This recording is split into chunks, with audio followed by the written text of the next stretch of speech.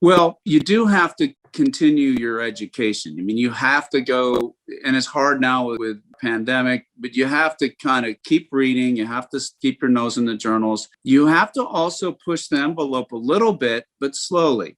As you start to master things, and or I'm not going to say master, but as you start to feel more comfortable with things, you can start to add bits and pieces to procedures and add to your armamentarium. Get really good with a few things before you add more things, because it just takes a lot of reps to get good. And so for the first year or two that I was doing this job, I was mainly just doing a lot of upper lid blepharoplasties, ptosis repairs, some brows. And I had done all those things as a fellow at UCLA. I mean, that's certainly a leading edge kind of facility. So I'd been exposed to that.